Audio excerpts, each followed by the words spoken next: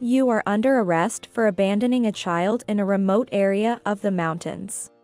One hot summer afternoon, the police suddenly came to my house.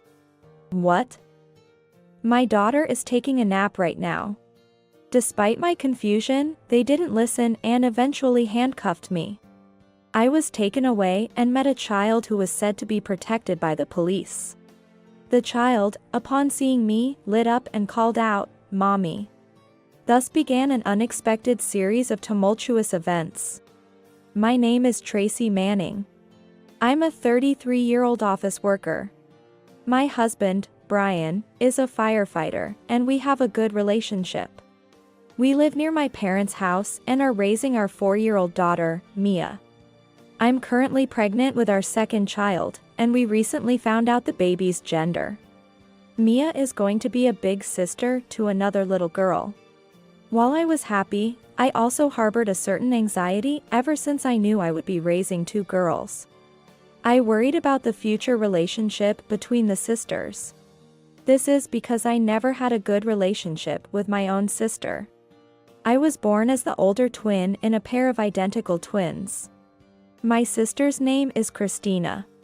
Although our parents raised us with equal love, our personalities were nearly opposite.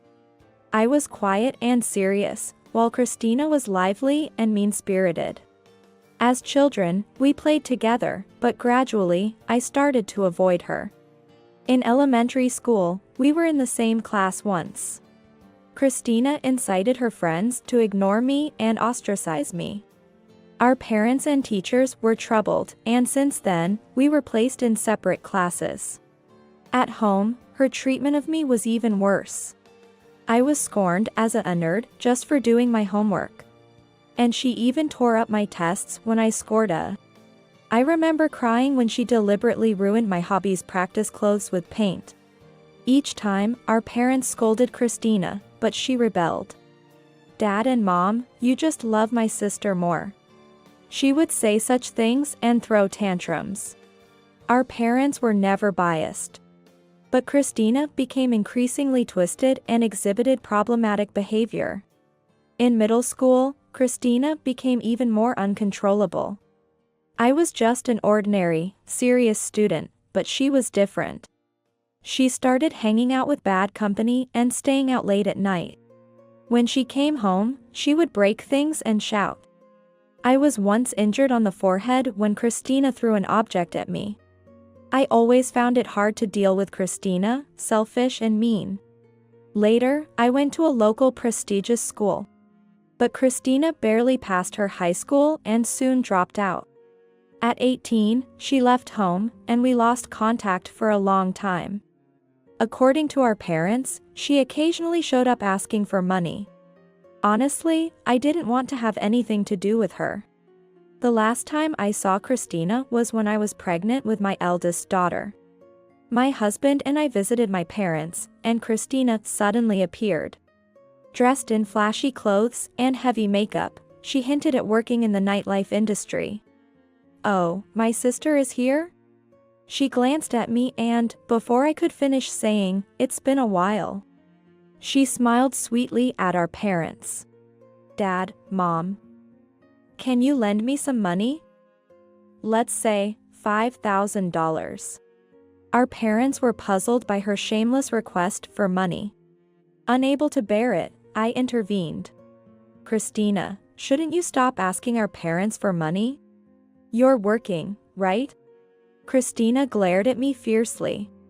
"You shut up." Always trying to be the good girl and curry favor with our parents. "You're just as annoying as ever." Then she scrutinized my husband, laughing as she looked him up and down. "And what about this pathetic husband of yours? He's a firefighter, right? Well, I guess he's just right for you. Don't talk badly about my husband. Then keep your mouth shut.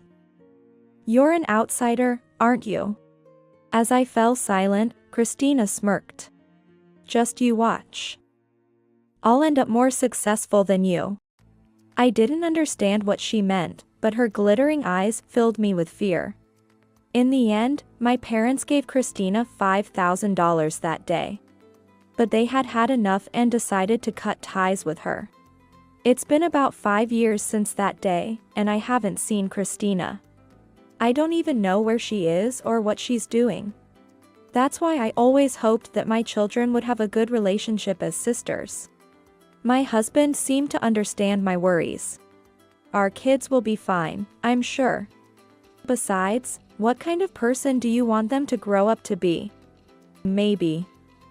I want the girls to take up the same hobby I did. I think that's a good idea.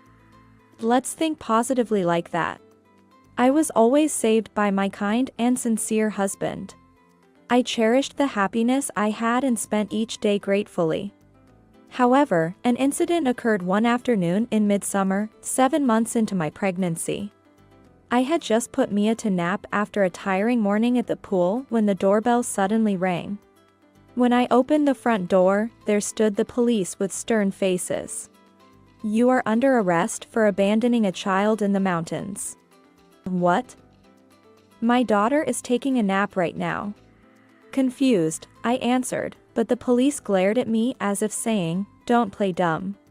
The lost child we found had your name and address on her tag. Do you have anything else to say?" With that, they handcuffed me. The cold metal and its heavy weight were a harsh reminder that this was reality. I called my husband for help and asked him to take care of Mia before I was taken to the police station. Without a word, the police introduced me to the child they had found in the mountains. There, a little girl about 3 years old lit up upon seeing me. "Mommy, did you come to pick me up?" I was looked at suspiciously by the police, as if I was indeed her mother. But their suspicion was not unreasonable. She had a face that was identical to mine and Christina's when we were little. At that moment, I realized. This child must be Christina's daughter. She mistook me, her spitting image, for her mother. I didn't know why she was left in the mountains or why my name and address were on her tag. But there was no doubt she was Christina's child. I desperately explained this to the police. Eventually, the police confirmed that my only child was Mia, and I was allowed to go home. Even after being released, I couldn't stop thinking about the girl named Ashley. I immediately went to my parents' house to tell them what had happened and asked them to contact Christina. However, her phone number had changed, and we couldn't reach her. Since the police couldn't locate her either, my parents, as her relatives, decided to take Ashley to Indiana. On the day Ashley first came to our house, she looked very anxious. "Do you know where your mom is?" "I don't know. I want to see Mommy." "You're like Mommy, but you're different, right?" "Yes, but I am your aunt. You can feel safe here." As my parents and I spoke kindly to her, Ashley relaxed and nodded slightly. "Do you remember the day you and Mommy parted on the mountain?" As I asked, Ashley began to speak hesitantly. "Mommy said let's go for a drive."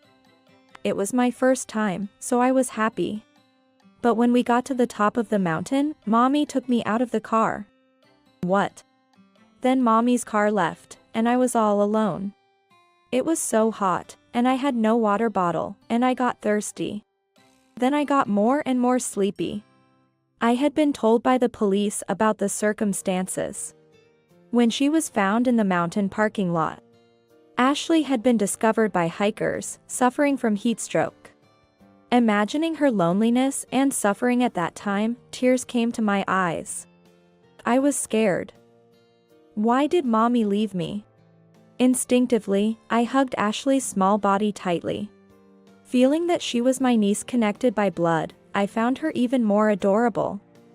How could anyone do such a horrible thing to such a small child? I will never forgive Christina. Slowly, I got Ashley to tell me everything she knew.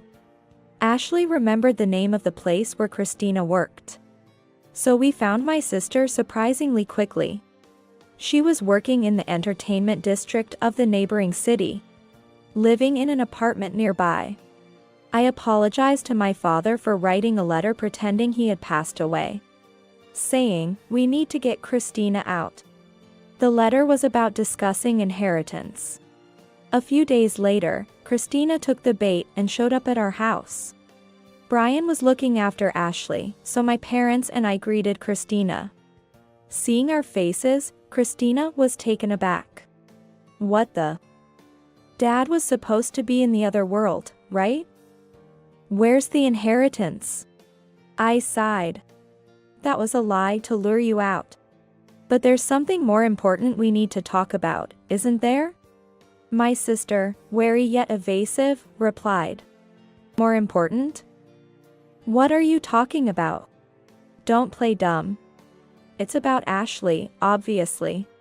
"Oh, her. Where is she now?" "She's currently with my husband. I can't let you meet her." Hearing this, Christina smirked. "Oh, she's alive? Seems like she's fitting in just fine. Keep raising her then. You should be thankful." I was shocked, but Christina began to blabber without being asked. She revealed that Ashley was the child of a customer from the place she used to work, who claimed to be a president. She believed that having his child would be her ticket to a wealthy life, and thought she would become a winner by giving birth. However, in reality, the customer was not a president but a freeder, who ran away without taking responsibility. So, I had no choice but to raise her this far. But I've got a boyfriend now, and she became a nuisance, you know. I was appalled by my sister's nonchalant attitude. "Why did you give her a lost child tag with my name and address?" I hoped she would get lost in the mountains. But if someone found her and thought she was your child, I thought it might work out. I'm smart, right? My anger reached its peak at Christina's frivolous laughter. Ashley nearly lost her life. And you still call yourself a mother? Then, my sister mocked even those words. Well, that was then. Anyway, she's alive now, so no problem. Someone who found her brought her to your place, right? Were you surprised? I felt something snap inside me at her outrageous words. Do you know that Ashley was taken into police custody? Huh? The police? Christina looked at me in shock. It seemed she had not anticipated police involvement. How can you lack so much imagination? Normally, if a child is abandoned in the mountains, it becomes a police matter. The police are still looking for you. No way. I've been strictly instructed by the police to inform them as soon as I know your whereabouts. I had already asked my mother to contact the police at that moment. As I revealed this, Christina's face grew paler. What? You mean I'm going to be arrested? I faced Christina, who was trembling with fear, and said firmly. Of course you are. You need to pay for what you've done. You're joking. I'm starting a new life. I can't get caught. Christina suddenly stood up and screamed this, attempting to flee through the front door. Blocking her way, I faced Christina's bloodshot eyes. What can you do, pregnant like that? Should I punch that big belly of yours? If you don't want that, move out of the way. If you think you can, then try it. I shouted back at my sister, and then Christina really raised her fist to hit me. However, in the next moment, Christina flew through the air and landed on her back on the floor with a loud thud. Ow, it hurts. What happened? Have you forgotten? I've been practicing karate since I was little. Yes, the hobby I had continued since childhood and wanted to teach my daughters was karate. I never imagined that the karate I learned to protect myself would come in handy in such a situation. I grabbed Christina's wrist, applied a technique, and pinned her to the floor. It hurts, it hurts, it hurts. Stop it. Let me go. It's easy for me to immobilize you, even as a pregnant woman.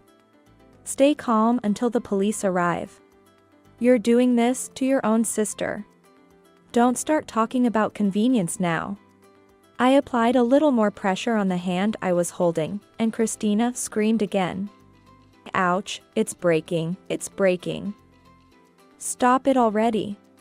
I'm really sorry. Please forgive me. Seeing that I wasn't loosening my grip, Christina began to plead with our parents for help. Dad, Mom, don't just stand there, stop her. However, our parents didn't respond, and silently helped me restrain Christina as she tried to struggle. Then, we heard the sound of a police car approaching in the distance. The police officers who entered the house were a bit surprised by the situation, but eventually made Christina stand up for identification. And then, with a slump and almost crying, Christina was escorted into the police car and taken away, watched by me and our parents. Later, Christina was arrested for abandoning Ashley in the mountains and ended up behind bars, dumped by her boyfriend and disowned by us. She won't have anyone to help her when she gets out. I have no idea how my sister with a criminal record will live her life from now on. I hope she'll at least reflect on her actions while she's behind bars. Ashley is now being raised by my parents. I often bring my daughter to visit my parents. And the two girls, as close cousins, attend Katare classes together. After giving birth to my second child, Ashley and Mia have been lovingly taking care of their new little sibling. Seeing the three of them napping together always brings a smile to my face. Going forward, I plan to take care of Ashley and live happily with my family.